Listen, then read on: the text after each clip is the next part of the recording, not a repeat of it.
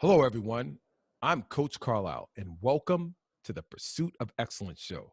Today, we have a very, very, very special guest, Dr. Cathy Seinz, of whom I've had the privilege to work with for the past year. She recently got a PhD from Ohio State University, master's degree from University of Connecticut, and she is a terp as an undergrad. For those of you who don't know, that's where I went to school. And so us terps, we like to stick together.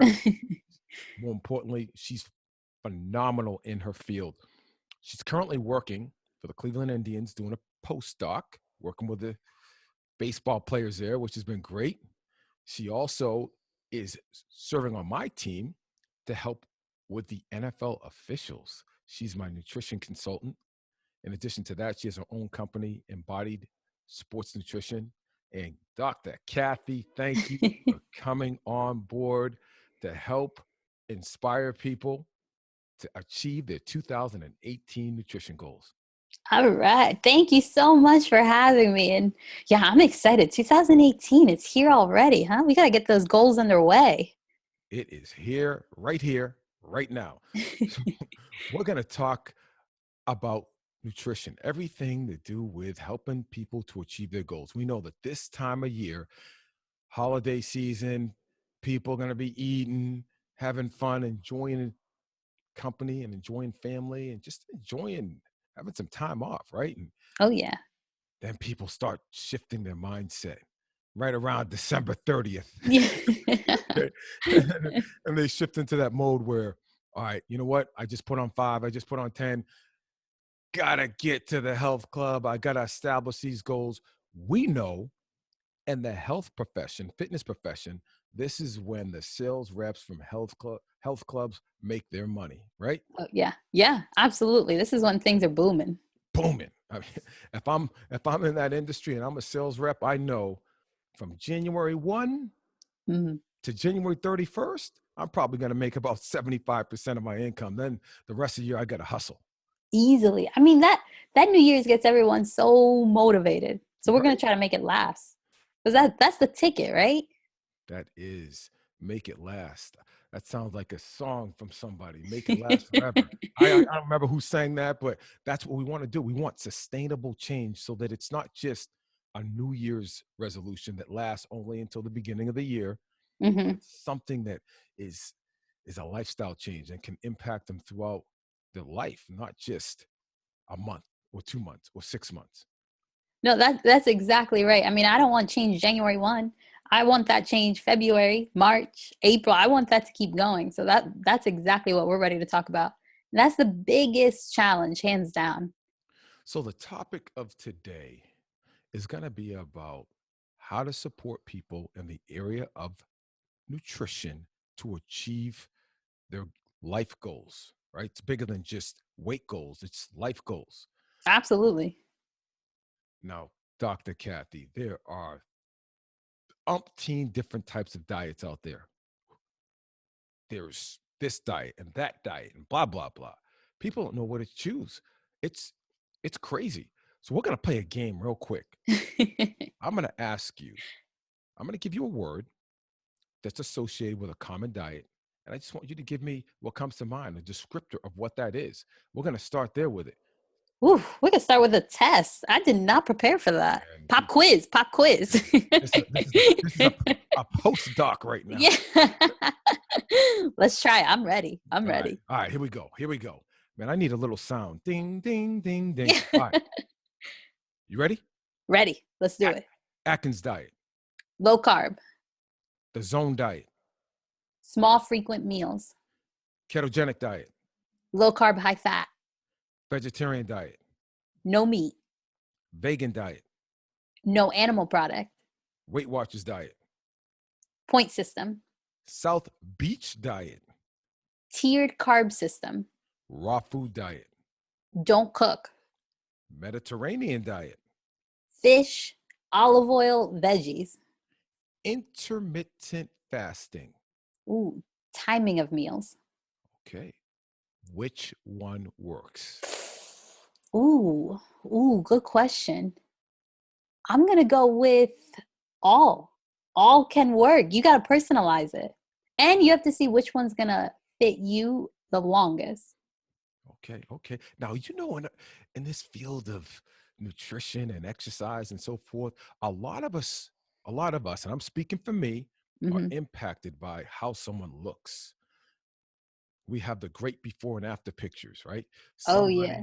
Somebody was 145 pounds, and then 90 days later, they're 108 or looking Right, good right. and lean. Or you have the guy who was 175 and now he's rocked up 200. Ah, look at me. Okay. So when people observe Hmm. other people and the transformational changes that they've made, they're impacted by that. And so because they saw that it worked for one person, they think it could work for them. What's your thoughts on that? Man, who isn't motivated by some of that though? I mean, those transformations are crazy Yeah, sometimes. yeah, yeah, And it's inspiring. You're like, man, if they can do it, why can't I do it? That's what you start thinking. Especially now, truly the things that you don't see in that picture are the day-to-day grind. You don't see that it didn't start with 45 pounds. It might have started with half a pound. And you've got to grind and grind and grind. And then after that 45 days, I want to see what that looks like at 90 yeah, and 180. yeah. So that's the big ticket to get motivated, but also remember it's small changes that are going to lead there. Ooh, I love that. I love that. So then to accomplish those goals and to make them sustainable, is it behavioral? Oh, huge part, huge part. I mean, that's something that I've actually learned quite a bit in the position I'm in now, which is unbelievable, unbelievable. But we work so closely as a team, and it's behavioral, it's metabolic, it's personalized and genetics, it's lifestyle, it's culture. I mean, that's a big time recipe, but at the end of the day, it is possible. You just got to find one that works. Speaking of cultural, you hail from the great town of Easton, Pennsylvania, where Larry Holmes is from. Right? Oh Larry yeah, Holmes, a yeah. former heavyweight champ back in the 70s and 80s. I live out in California. People are a lot more health conscious out in California than, Hmm. let's say, Eastern. I'm not dogging Eastern. Hmm. I'm just No, saying, no, no. you Yeah, know, yeah. Let's call a spade, right? call a spade, right? How does that influence or impact how someone approaches eating healthy? How does that impact them? Yeah, I mean that takes in a lot of questions too. That's going to take in lifestyle, weather, and Mm, budget. I mean, sometimes it's intimidating to see what some of these big cities are doing because they've got stores that have these health shops available from you Whole Foods. all the time. Yeah, yeah. I'm currently in Indiana. The closest Whole Foods to me, the closest, is over an hour away. Okay. So it's a different type of a lifestyle. But that's the great thing about working with people, that there is no one size fits all. We're gonna go back to those diets that you talked about. There is no one size fits all. That can be overwhelming. So we got to find and personalize what's going to work for you and manage that within your lifestyle. But absolutely, I mean, you look all over the country, I'm going to eat something different in Chicago than I would in Miami if it's February. And Right. that's just, we're going to work with that. And that's okay. That intimidates some people sometimes, but we can absolutely open up the doors and teach you that there's a lot more that you can do than just some of those options. And where you live shouldn't be a deterrent Oh no, to eating well, right? not at all. Not at all. I mean, you can make a solid meal for $5, just like you can make a solid meal for $200. I mean, we're gonna work with budget, but at the end of the day, you can absolutely make it work. But once you've got some tools in that box, that some of that toolbox, then you'll be able to know how to do it best. Speaking of knowing how to do it best, all right, let's take a step back. It's December 31st. Right? I'm looking at that big ball getting ready to drop in NYC. I have this goal that I've set. Where do I start? I got this weight loss goal. I want to hit the ground running, not eating. I want to hit the ground running. So where do I Right. start? No, great question. I think in order to know where to start, it's also good to know where people stumble. And sometimes the big places that people stumble, especially when it comes to New Year's resolutions, is it's a huge unspecific goal. it might not fit your lifestyle, and there isn't a clear path on how you're going to get to that goal. So good places to start: set a realistic goal that you feel ready for. Rather than saying, I'm trying to lose 50 pounds, start with 5. Okay. I want to lose 5 and I want to keep that 5 off. I could do And that. maybe I'll set myself a timeline. I want to keep it off for 30 days. That looks a lot better than dropping a ton of weight and gaining it back. So we're going to start there. Fitting it into your lifestyle. Look at what your days are like and say, these are realistic, measurable goals that I can take. It might be as simple as, instead of drinking the 3 sodas a day, I'm going to drink 1. It might be more aggressive. Those are places that we can start to work together. And then finally, creating a plan. So figure out, how's this going to work? I want to lose 5 pounds. I can't just cut out all processed foods. I got to get some education on how that's going to work. So those 3 things: a lofty goal, fitting it into your lifestyle, and finding out how it's going to work best in that routine, that's going to set you a long way. Okay. I like that. Thank you. Man, you got me fired up. Now, let's talk about this for a second, right? We keep talking in terms of pounds, weight loss or weight gain. Let's say I lose 5 pounds, all good. But what about body composition? How does body composition, speak a little bit to body composition and what that means and why it's important to understand? Absolutely. Body composition is something that even in the health and medical sphere, people are throwing around a lot. So what it means is the proportion of fat mass to fat-free mass that you have in your body. So absolute weight can give you some information, but at the end of the day, no matter what weight you are, you want a good amount of lean tissue, which means your muscles, your organs fit into that, a lot of things into that. But when we're talking about it, we're referring to muscle mass, and we want that at a solid number, and we Doc, want body fat to be low. let's back up for a second. Sure. What does fat-free mass mean? Fat-free mass means anything that isn't fat. Such And as, that could mean muscle, bones, organs, skin, tissue, everything in the body that doesn't count as fat. okay, so now I weigh 150 pounds. I want to lose 5 pounds and get down to 145 pounds. Mm-hmm. Tell me why it's important for me to have an understanding or to go about measuring my body fat to help me toward achieving my goals in a healthy way. Body fat's important to know because as we get older, the more fat we have, the higher risk for disease you have. Really?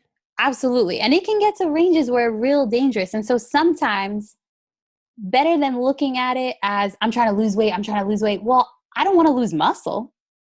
I want to lose body fat is what I'm trying to lose. Because muscle mass, as we get older, starts to naturally go down. So we want to maintain that tissue as healthy as possible because that's also associated with health. So the idea of body composition is to make sure we can maintain or increase that muscle mass, keep adding it on, and decrease or limit how we add on body fat. So by increasing my lean muscle tissue, Mm-hmm. how does that help me burn fat? How does that help me burn calories? Oh, yeah. So muscle is when the term is called metabolically active, but basically what it means is that muscle uses a lot of energy.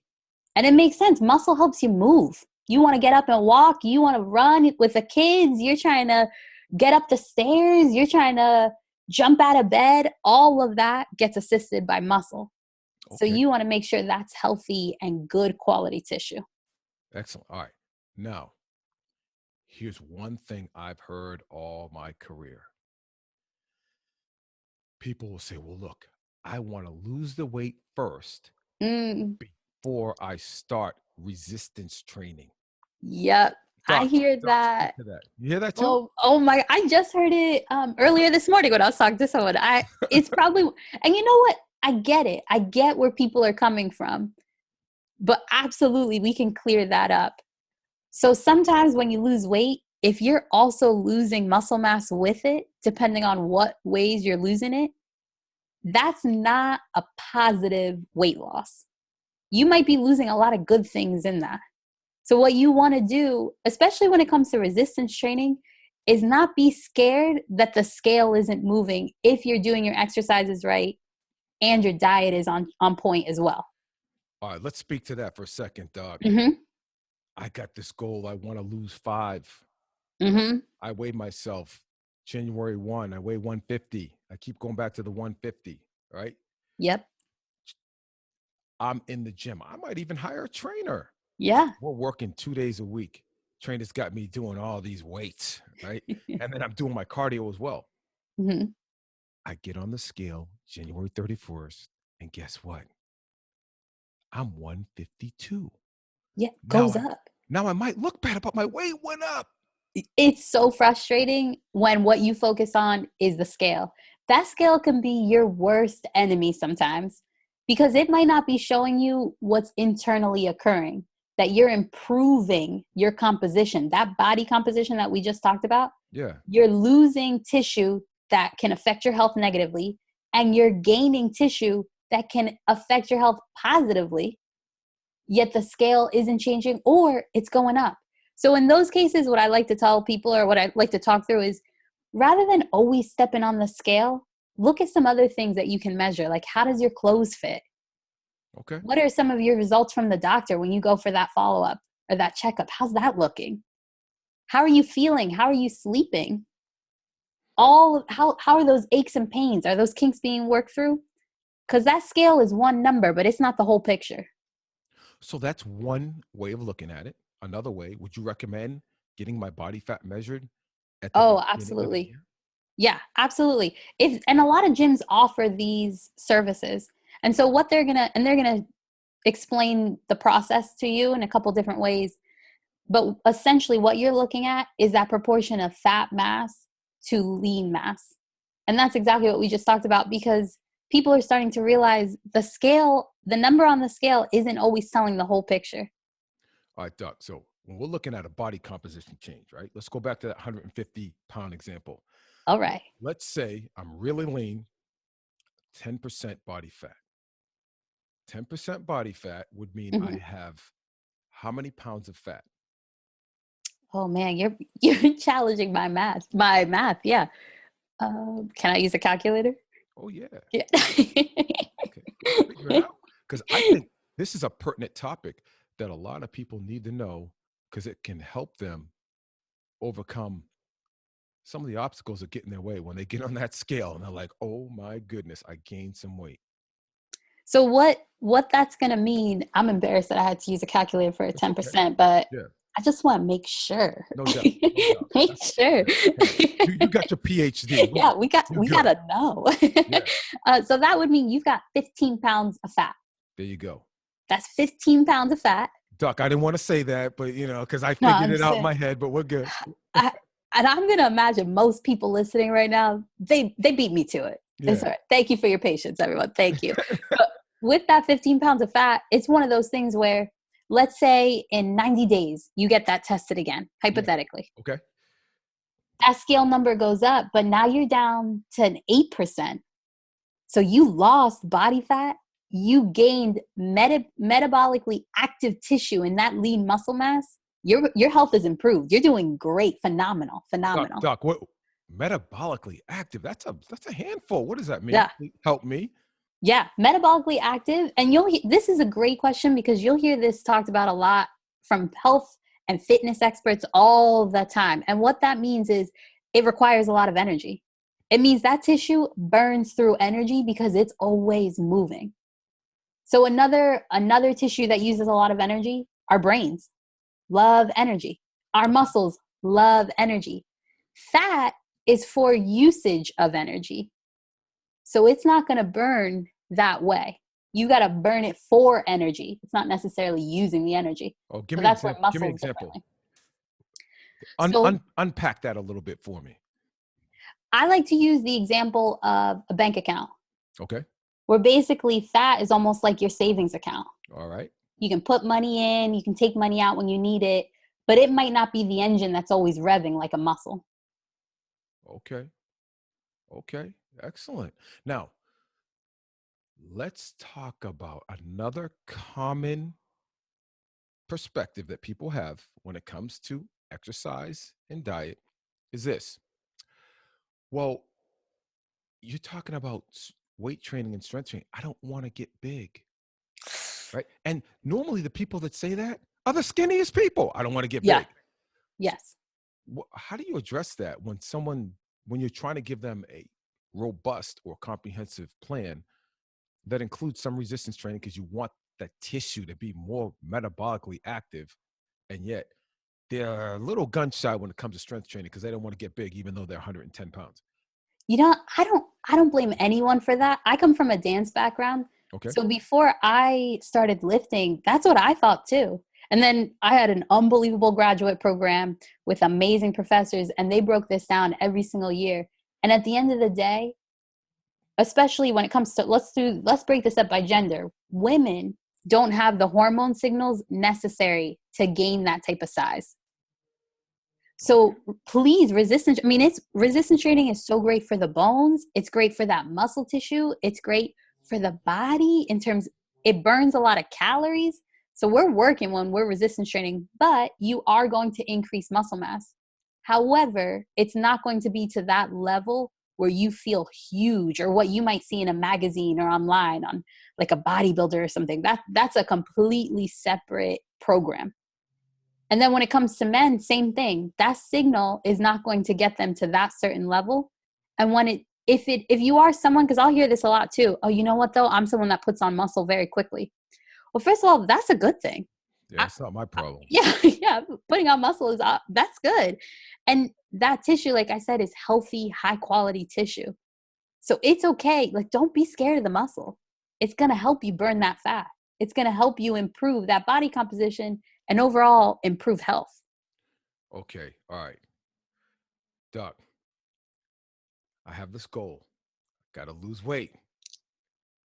January 1st is over, right? I'm a couple weeks into the year. I'm a business exec. I travel. I'm on the road. I'm up in the air a lot, hotels, business dinners, right? Mm-hmm. Mm-hmm. Give me something I can do to help become more disciplined, to beat myself. What can I do? Absolutely. Yeah. Man, and that is such a good question. I think a lot of people will always assume like I don't fit this cookie cutter model that I can work a very structured job and no interruptions throughout my week. No, people travel, people got busy lives and always expect the unexpected. So one of the things I like to say is give yourself a little freedom to work within your goals. So on the nutrition side, that might include I'd like to eat some sort of a meal routine. So I'd like to create a meal routine that's going to be manageable even when I travel. And that could start with proper hydration. I'm going to hydrate no matter where I am. And you can do that when you're traveling or you're not traveling. And then when it comes to a lot of eating out for work or for business meetings, or even with family and friends, you can start to make yourself aware of what you're about to order and find choices that are going to fit your goals. You absolutely can. From McDonald's to the five-star restaurant, you can find choices that are going to fit your goals. What are some of the things you need to stay away from? So I always find this is funny, right? People know, they know what they should stay away from, right? They But know. but you always get the question, what should I eat? Right. I'm not sure. Like, what should I eat? I can't have that double cheeseburger with fries Right. and shake. What what are the things you got to stay away from? Eh, There's this conception, there's this thought that if you're dieting, you got to eat lettuce and hard-boiled eggs and that's it. That's just not the case. That's not the case at all. I would say first and foremost, there's no reason for soda or juice.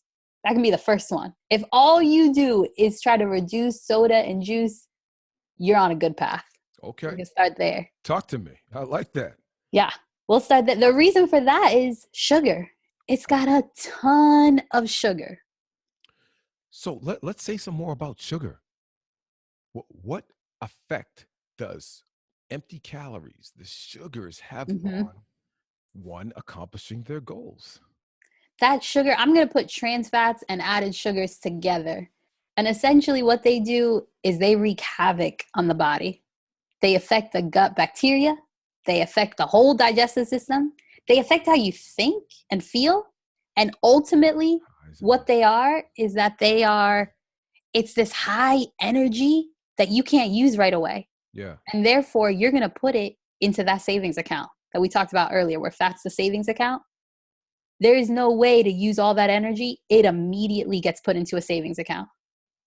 Okay. So you have a soda, fat storage. That's where it's going to go. Okay. Now,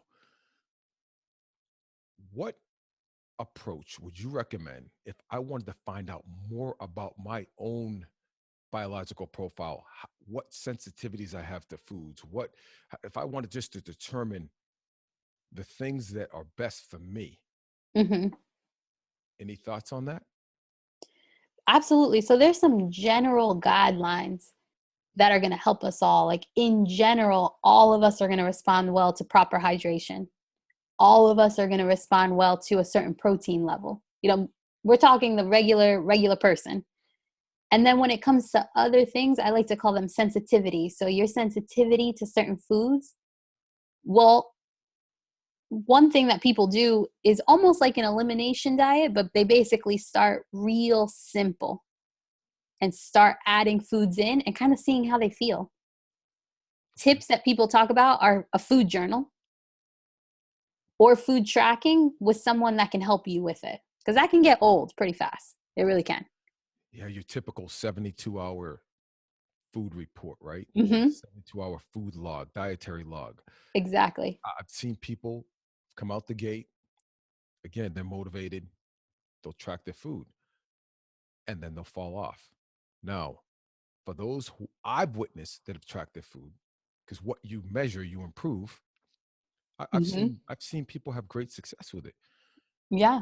But again, what I'm hearing, the underpinning drivers that will achieve success is about sustainability, doing the things that's going to help us to be able to sustain what we're doing, right? Mm-hmm. Mm-hmm. So, on that note, you're counseling me, Mm-hmm. Coach Carlisle. You need to do X. What This is going to make the biggest difference. If you just do X, you're going to achieve your goals, have success, and more importantly, it's going to be sustainable. I had to choose one. I'd go back to personalized diet. If we're gonna work together, I would say let's look at your lifestyle and what the most manageable change is gonna be to fit your goal right now. And if it's gonna be for the large masses, then things to consider would be those added sugars, portion control, and timing. Those three. Those three. I mean, those are big though. That's That big. Those are that's big. big. Those are Those are big. not easy to work through. Yeah. And notice I didn't start talking about specific foods. I didn't start talking about specific lifestyle changes or anything. I mean, we keep it simple, but those are challenging. If I do those three, I'm going to have success. Yes, we can absolutely start working towards your goals. Yeah. Now, okay, here I am, right? I'm into this thing 3 weeks.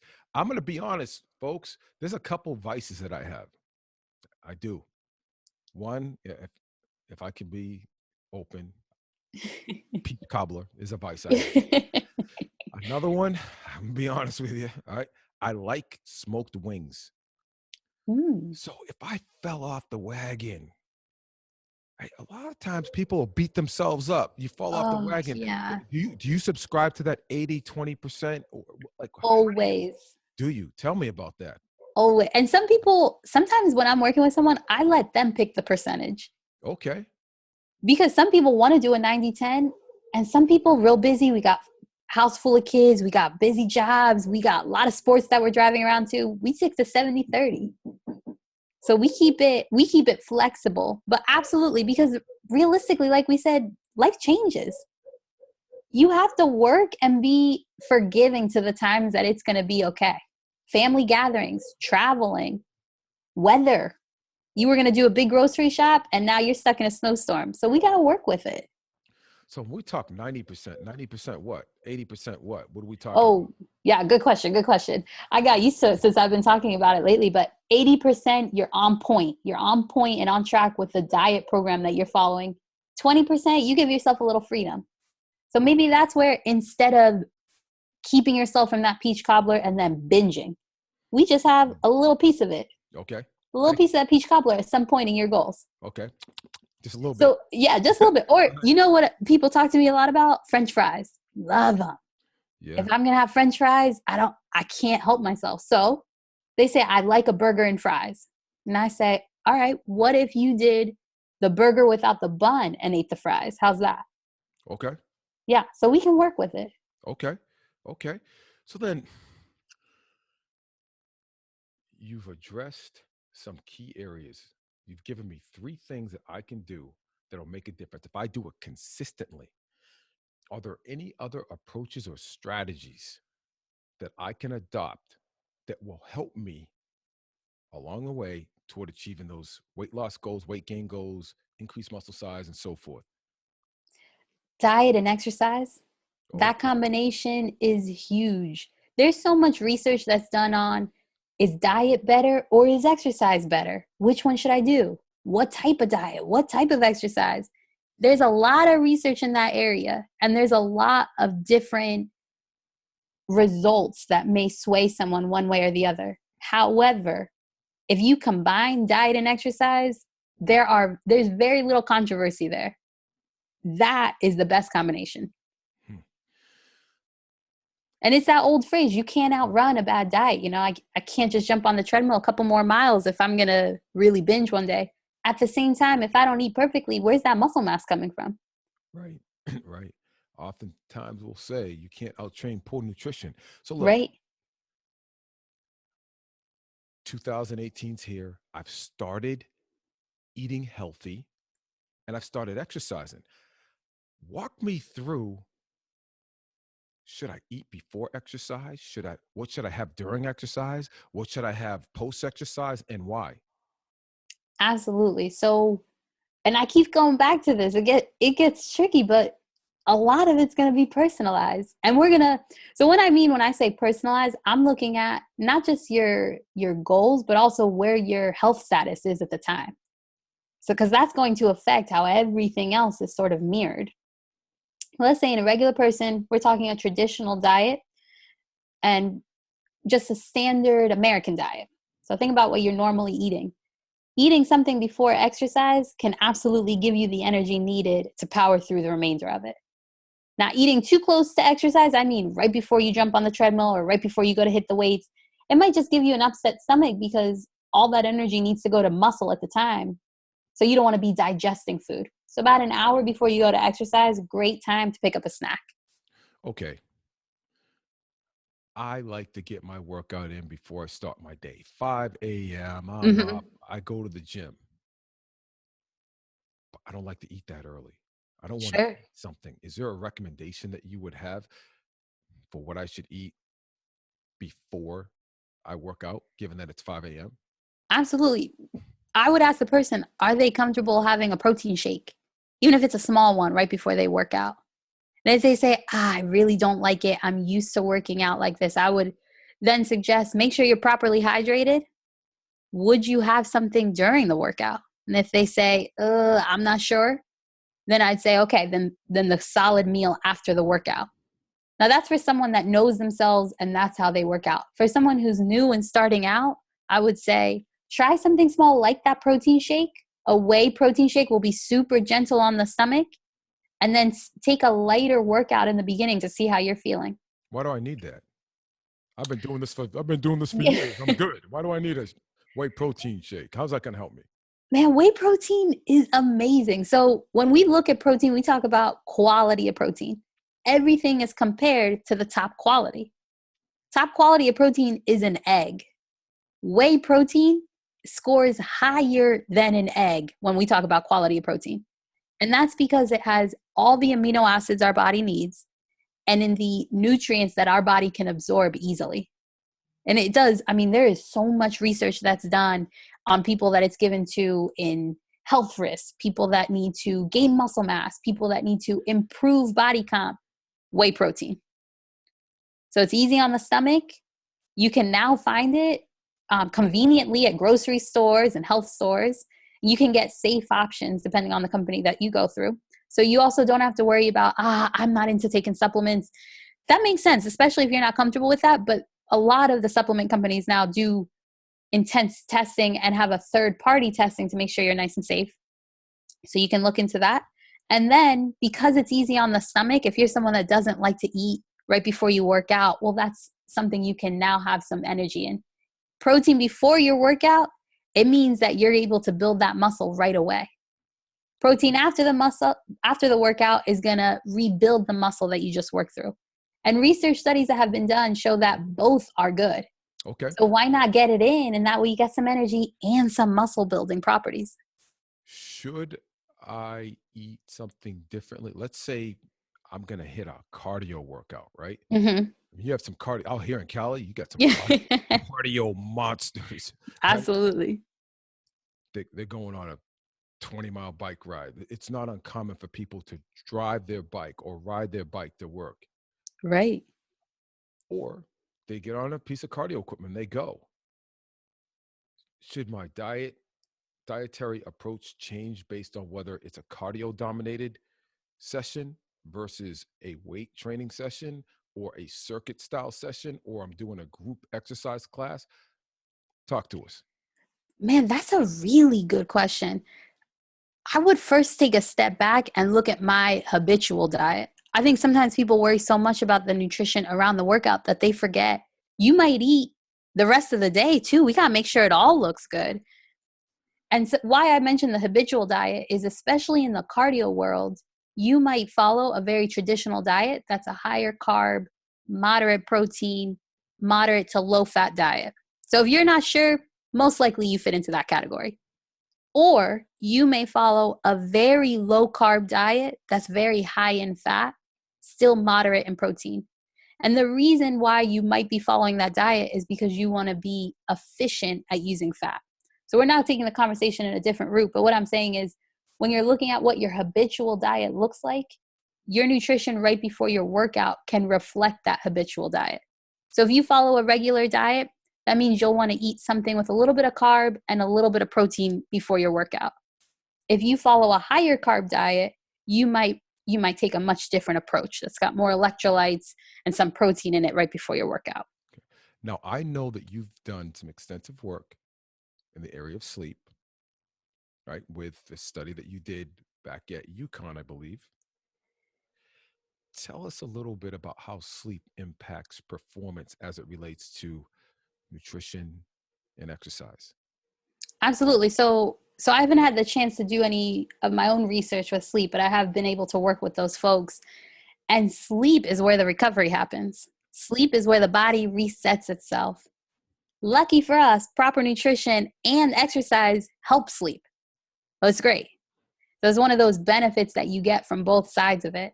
And what that does while you're sleeping is your body's able to rebuild a lot of the processes that you might have broken down or you might have worked through during the day. And sleep allows you to rebuild and, again, focus on that high quality tissue that we keep trying to enforce. Okay, man, that's a great perspective. All right,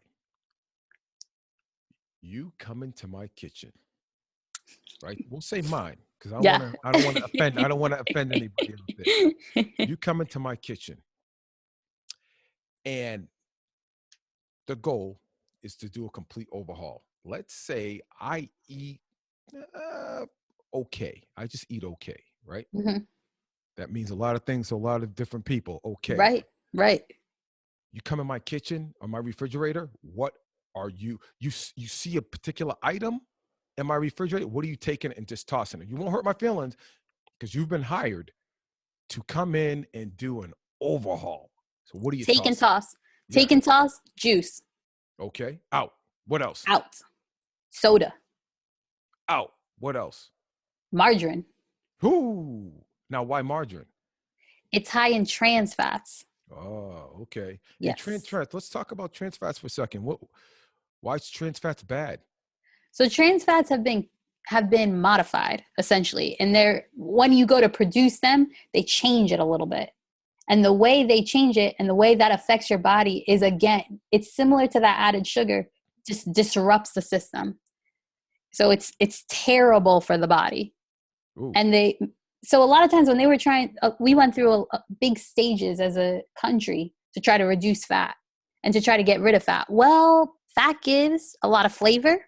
Fat is already part of some foods that are common in our diet. So they're like, well, we can't reduce them completely, so let's try to change them. And that's where things like some of these margarines and special oils came up. Further research down the road showed actually not that good for us at all. So that'd be one of those things I would nix. What other products or food products contain trans fat that are common that people eat? Processed sweets. So I'm talking about donuts, Twinkies, zebra cakes, ho-hos. I'm from Pennsylvania, so we got desserts out of everywhere. Okay. They're going to be delicious, but they're going to be loaded with sugar, which is what we're trying to reduce, and trans fats, which is what we want to eliminate. So it's a tough one. But we're trying to get it out of there. Okay, let's go back to the refrigerator. What else you see in my refrigerator? You're like, got to go. I took out juice. I took out, low-fat dairy. Yogurt? I'm all about the dairy. If that fits your diet and you're eating it, go for it. Okay. And as long as you haven't talked to a medical professional for a reason of why you're eating a certain way, low-fat dairy is typically, again, that fat adds flavor. So if you're getting rid of the fat, you're probably adding in way more sugar, which is not at all what I want.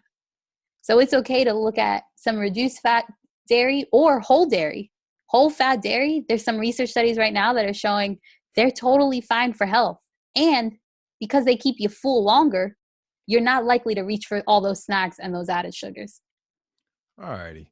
That's good stuff. Good stuff. So you cleaned out my refrigerator. I'm good. You're welcome. Welcome. Thank you. All right. So now, it's often been said, people shut down eating or heavy meals after a certain time. 7, I don't eat after 7 or eat after 8 o'clock. What are your thoughts on that and how effective is it? Yeah, metabolism does change throughout the day. So it's what we call a diurnal pattern. So it's basically how your body manages different hormones and different processes throughout the day. That is true. However, we got to look at our lives too. Like if I'm talking to someone, a business exec that travels a ton, a working family that kids are all over the place, pilots, my current job, baseball, we've got night games. It's really hard to make a blanket statement to say, don't eat after a certain hour or before a certain hour. I think you've got to look at your overall day and your overall goals before we start pointing fingers quite like that. Because realistically, it's not going to fit everyone. Excellent. That's good perspective right there. That's really good. Because oftentimes you hear these blanket statements. People say, I don't eat after certain times. Mm-hmm. Mm-hmm. I've done that myself. And Same. Yeah. It's been effective for me, I think. Right. All right. I feel the same way, but I think especially in this position is when I saw, oh, you know what? I'm actually traveling between time zones. I don't know if I have that luxury anymore, or I've got night games. And so it's scary for me to tell someone to stop eating after a certain time when maybe that meal could bring a lot of nourishment and a lot of vitamins, minerals and a lot of energy that person will need for their own health goals. So that's where I'd rather take a step back and look at the whole picture. So for the person that travels a lot, right? And we've done some extensive work in this area, you and I, in terms of circadian rhythms and how that affects just normal bodily function. Absolutely. First, what is circadian rhythm? And secondly, how does it affect energy level? How does it affect mental acuity? How does it affect disposition? Absolutely. So circadian rhythm is our internal clock. And it basically works kind of like the sun. I mean, it's going to be at peaks and at other times it's going to dip a little bit. And that goes back to some of the things I was talking about before, that there's certain hormones that go up, there's certain processes that occur in the body. The body is a clock in and of itself. So you have a habit that you're used to, your time zone. You wake up at similar times. you might get hungry at similar times, and you have a certain routine that your body is in. When we travel out of that time zone, it's not like our body all of a sudden is going to switch over. It's going to maintain some of those routines. So that circadian rhythm could really be disrupted when we start going all over the place and our time zones change. And that will affect our metabolism. It's going to affect our food choices, and it's going to over time, it's going to affect our health and goals. Absolutely. Really, really insightful. Here's my last question for you. Alcohol Oh, intake. yeah. Yeah. Talk to us. How does that impact one's pursuit toward achieving nutritional and health excellence? Alcohol is a funky one because, so we're going to break down a little bit of science. Uh-oh. Talk to me. Carbohydrates, yeah. Let's go. Let's drop some knowledge. Okay. Carbohydrates have about 4 calories a gram. So if I've got a drop of carb in front of me, a drop of protein, and a drop of fat in front of me, carbs will have 4 calories. Proteins have 4 calories per gram. Fat has 9 calories per gram. Whoa. Yeah, so more than double. There's a lot of reasons for that. It's a high energy molecule. So that's the big part of it. Guess how many alcohol has? This is a trick question. Guess. Ah, man, I don't know. I'm baffled. Talk It to can me. be anywhere from 0 to 20. 20. 7. Ooh. 7. That's interesting because it has more than carbs and protein, a little bit less than fat. Okay. Hey, by the way, people, I was playing dumb on that question just for you guys out there. Like, Coach Carl didn't know the answer to that. I set him up. Yeah. Yeah, that's important to know because sometimes people think, oh, if I drink a vodka, it'll be healthier than a beer. Well, the alcohol content of both of them, 7 calories per gram. Now, there might be other parts of that particular drink that have other calories, such as that beer. It's going to be higher in carbs. It's going to be higher in some other added calories. But any alcohol you drink, 7 calories per gram. So that means that any alcohol you drink is coming with calories. It's coming with energy. Except that's not typically energy that we readily use. The liver has to process it a certain way, and essentially it gets stored as fat before you're ready to use it. So why isn't it energy that we use? Because of the type of molecule that it is for the body. So the body's real smart. It's an incredible machine. And it looks at everything you eat and it's going to process it a certain way. And that's what I keep saying when I mention processes throughout the conversation. Depending on the types of food you eat, your body's going to use it in certain ways. And depending on your health status, your body's going to use that food in certain ways. So alcohol is the same way, except alcohol doesn't really provide any nutrients. Not many. There's some work with some wines, and there's some work in areas that show how it affects you behavior-wise, how it affects you mentally, how it affects how you feel. So it definitely has an effect on your body. But when we're looking at weight loss or body composition goals, it's not going to be the first thing you're going to reach for to reach them. However, alcohol in moderation or socially might be part of our lives. So that's where you just want to reach it in a controlled manner and whatever the most basic version can be. Mixed drinks, mixers, syrups, they get real fancy with these drinks, especially at this time. All of those are going to add added calories that you just don't need. Well, from what I've learned from you during this session here, I've learned a ton. I'm hearing everything in moderation. Mm-hmm. I'm hearing your 3 keys, which are, Dr. Cathy. 3 keys. Reduce those added sugars. Yep. Portion control. Ooh, yes. And meal timing. And meal timing. And if I take those 3 things along with being consistent Mm-hmm. and persistent, Mm-hmm. in my daily routine, how I exercise, what I eat day in and day out, then I'm going to begin to start to establish some tiny habits. And ultimately, those tiny habits are going to turn into something that's sustainable, where it just becomes a part of my daily routine and who I am. Right? Absolutely. They say a habit takes about 30 to 45 days to start to build. So keep that in mind in week 3 when it's tough. Yeah, because it is going to get tough. Oh, You- yeah, absolutely. you will have those days, and that's where you rely on your 90-10.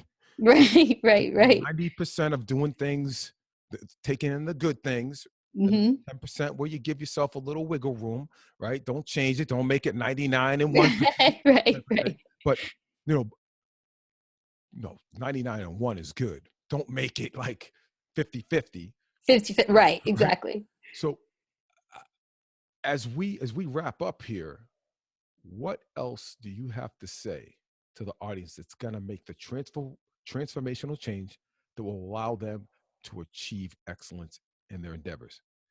If they're able to work with someone, have someone help you along the way. Yeah, I think people get really scared of some of these diets because they feel like they're not sustainable, but diets, as long as they're done properly and with your health, safety, and personalization in mind, I mean, you're good to go. I think so too. I think so too. And as we look at achieving these goals, let's make them sustainable. And, Absolutely. and don't beat yourself up, because there Hmm. are going to be times where you just get off the Yeah. track, but get back on the track. Get back on the track and understand that it's a 1,000-mile journey begins with a first step and can only Right. be taken one step at a time, right? And so, Absolutely. hey, you fall off, get back up. It's just that simple. And before you know it, you look up and it's 2019 is here. 2019. Oh my goodness. Man. Whoa. 2019 will be here, and man, you've made transformational change. Oh, yeah. So And doc, that's the thing. You see those 45-day pictures, it's hard. It's yeah, hard to realize that they too started day one. shoot, man. There's some good Photoshop people out It's there. real good Photoshop. No, I don't want to take anything away from anybody's before and after picture, and they deserve it. So, Dr. Absolutely. Cathy, I I honor you. I thank you for being a guest. The information and content that you provided, it's transformational. And I think if we just execute, right? They just take what Baby what you steps. gave them, baby Baby steps, and steps. they and they Baby steps. they execute it consistently. Voila, you'll be in that. Whether it's, I want to wear the two piece. I wanna I Yeah. wanna I wanna walk the beach, and or Yeah. I you want to know, be healthy enough to run around with my kids. no There's a doubt. lot. There's a Um, lot of goals out there. yeah, sustained energy level, whatever those goals might be. Hmm. I think we've given them enough information where they'll be able to accomplish that. So, Dr. Cathy, thank you very much, and I wish you a prosperous and happy New Year. Thank you. I wish that to everyone listening too. Thank you. Here we go. Thank you.